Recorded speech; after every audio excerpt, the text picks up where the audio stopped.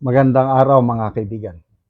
Bigyan natin ng reaction opinion itong post ni Attorney Trixie Angeles. Sabi lang niya, "Oh my! Pasasagutin ang Philippine government dito. Level up na. Marcos admin. Di na pwede yung I will not dignify that statement. Or, why would I do that?" Ito yung mga statement niya, yung testing ba sa buhok, pulburon. Why do I do that? Ito, grabe na ito. United Nations na ito. Isinare ni Attorney Trixie ang post ni Kate Montecarlo Cordoba. Sabi niya dito, Geneva bombshell. Official United Nations filing levels explosive corruption allegations against Marcos administration. Geneva, May 19. Switzerland ito ha. A document submitted to the United Nations just changed the game in Manila and is shaking the political landscape. A 4-page written statement officially archived as document has been formally submitted and pre-circulated to the United Nations Human Rights Council ahead of its upcoming 62nd session in Geneva that will be on June 15 to July 10, 2026. Malapit na. Pag-uusapan ito sa Geneva, Switzerland, sa UN Convention, Human Rights Council. The document was filed by the International Career Support Association, an organization holding a special consultative status with the United Nations Economic and Social Council. This is not the first time ICSA raised the Duterte case in Geneva, calling Duterte's detention political persecution. Now, the group is escalating. The document drops explosive allegations into the permanent archives of global diplomacy. Number 1, political motivation and domestic warfare. The document claims Duterte arrest and subsequent 14-month detention are not acts of justice, but rather a totalitarian political purge orchestrated by the administration of current President Ferdinand Marcos Jr. Sa Geneva ito nga article na publish. It alleges the primary goal is to neutralize the political influence of the Duterte family ahead of the 2028 Philippine presidential elections. Number 2, allegations of institutional corruption. The submission accuses the Marcos administration of extensive corruption to fund this political operation, alleging with the document text, impeachment bribes.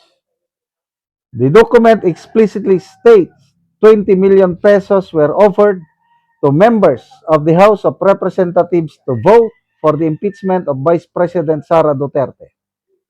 Plunder of public funds. The document also alleges that billions of pesos have been siphoned from flood control projects, national healthcare and social security system to fund political coercion.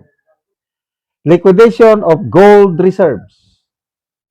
The document states the Bangko Sentral ng Pilipinas rapidly liquidated nearly 25 tons of the country's gold reserves to generate untraceable cash.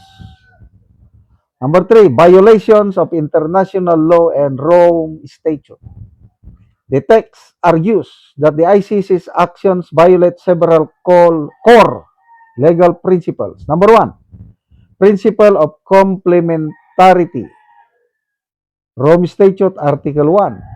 The ICC is a court of last resort, but because the Philippines has a functioning independent judiciary, Bypassing it violates the principle of complementarity, the very legal pillar in which the ICC stands. Right to interim release, Roman Statute Article 59. The forced removal of Duterte bypassed domestic judicial review and denied him the right to apply for interim release. Presumption of innocence and arbitrary detention. So, malaki. Challenging the war on pulveron statistics. The submission argues that the ICC's prosecution is based on flawed, exaggerated statistics provided by NGOs like Human Rights Watch and Amnesty International, which claims 12,000 to 30,000 extrajudicial killings. It asserts that the official Philippine National Police data shows the actual casualties in legitimate law enforcement operations are far lower, and that the higher figures incorrectly conflate drug cartel purges and unrelated homicide. So, salamat po sa dokumentong ito. At, yeah, what happens next? Ito na. By virtue of ICSA's ECOSOC consultative status, the UN Secretariat is mandated under ECOSOC rules to circulate and archive this document on official UN letterhead to every attending global delegation. The allegations are now part of the international record permanently. Wow! During the Geneva session, the submitting NGO may deliver a condensed oral statement directly to assembled government delegations. This triggers a formal right of reply from Philippine state diplomats, forcing Manila to publicly respond to these allegations on the world stage. Talagang sasagot sila, no? The document petitions the United Nations Working Group on Arbitrary Detention to investigate Duterte's detention. Its findings carry significant weight in international public opinion and in the court of geopolitical legitimacy. Wow! Salamat po sa International, ano ba ito, ICSA, Support Association, ICSA, International Career Support Association. Sila po ang nagsampa ng reklamo sa United Nations Human Rights Council. Salamat mga kaibigan sa inyong pagsubaybay sa channel na ito. Nakakatulong kayo ng malaki sa tribong Talandig ng Bukidnon dahil ang sweldo natin sa channel na ito is pantulong po sa tribo. Namimigay tayo ng libreng yero at pako para makapagpatayo naman sila ng mas maayos na tirahan.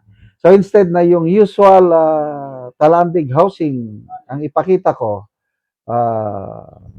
i-share ko sa inyo ang isang nakaka-relax, beautiful video. I hope you enjoy it. Magandang araw mga kaibigan. Nandito ako ngayon sa rooftop sa aming bahay. Yan. Gusto ko lang ipakita sa inyo itong napakagandang tanawin. Ito po ang aming cherry blossom. Itinanim namin 20 years ago. At naka full bloom. Wow. Yeah, meron pang isa doon. No? Close up natin ha.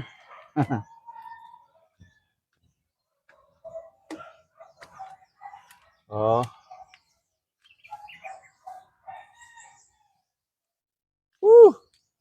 Salamat po, Panginoon, sa kagandahang ito na ibinigay mo sa amin para tayong nasa Japan ngayon.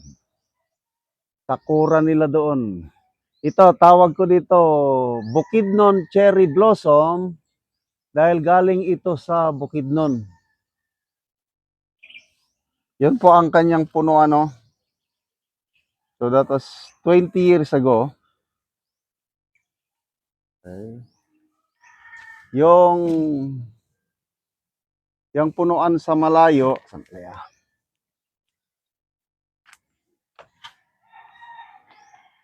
Ito. Ayan. Anak na lang. Ito yung naunang naitanim. Nung namunga na siya, nahulog ang mga seeds. Ito, anak na ito. Yun. So, ito, mga more than 200 trees of this kind ay naitanim namin sa Philippine Military Academy nung na-assign ako doon.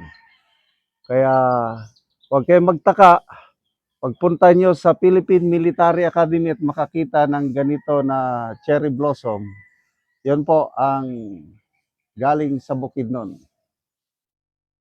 So, salamat po Panginoon sa biyayang ito. God is beautiful God, kaya ang mga creation niya is napakaganda. Oh, yan po ang palibot ng aming bahay. Yan po ang sunrise.